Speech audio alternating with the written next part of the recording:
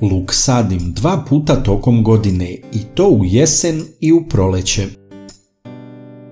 Tokom više godina iskustava uzgoja luka uočio sam koji su najveći nedostaci koji smanjuju prinos i kvalitet luka. I našao sam način kako da ih rešim ili svedem na minimum. Luk se na istoj površini može uzgajati tek nakon 3 godine. Time se izbegavaju bolesti i štetočine koje ga napadaju. Najbolje predkulture za luk su krompir i pasulj. Za sadnju luka je potrebno dobro pripremiti zemljište da bude usitnjeno i rastresito. Za to koristim različite ručne i mašinske alate.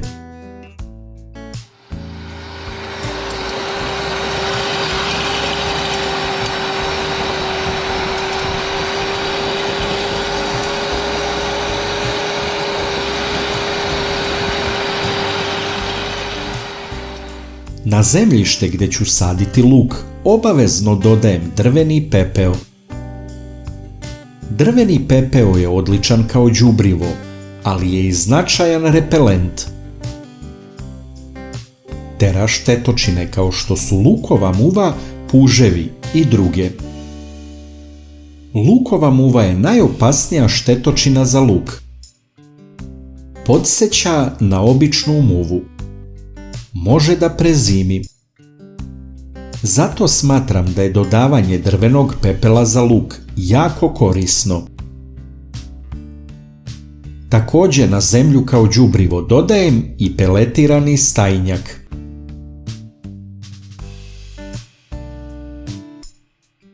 Zatim još malo obradim zemlju da se drveni pepeo i stajnjak unesu u dubinu.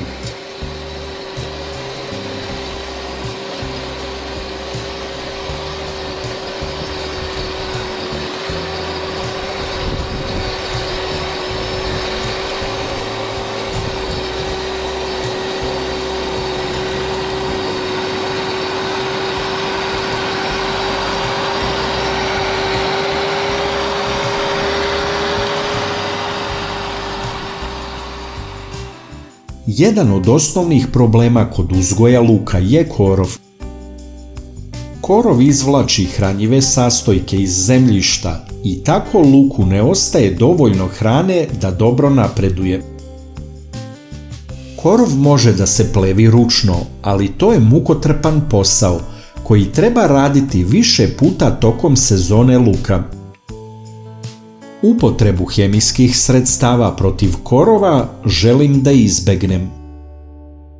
Zato sam odlučio da koristim mulch foliju za uzgoj luka. Ona će omogućiti da korov ne raste. Koristio sam mulch foliju namijenjenu za zelenu salatu, samo sam probušio dodatne rupe. Za zelenu salatu je gustina rupa 25 puta 25 cm, a luk se inače sadi na malo veću gustinu. Za luk bi bilo idealno 10 do 15 cm.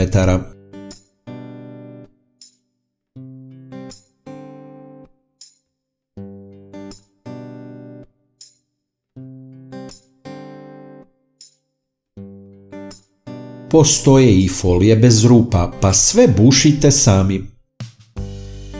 Nisam nigde našao tipične folije za luk sa već izbušenim rupama na adekvatnu gustinu. Tako sam rešio problem korova te uštedeo silno vreme i rad koji su potrebni za ručno vađenje korova. Sadite li luk i kakva su vaša iskustva? Napišite u komentarima iz koje zemlje nas gledate. Na kraju pristupam sadnji luka.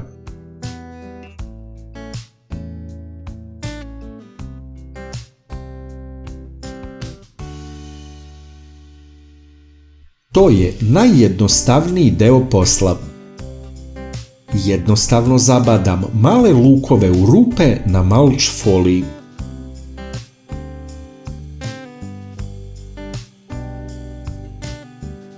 Pogledajte nakon 7 dana, luk je već iznikao. Zeleni nadzemni delovi su pronašli svoj put kroz foliju. Nema tu više posla oko luka.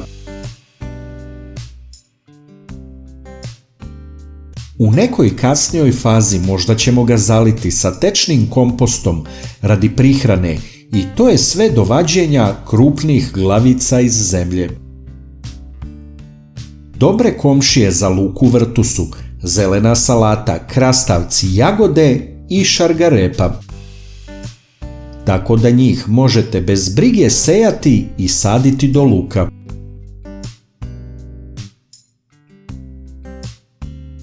Najlakši način da podržite naš rad je da lajkujete video.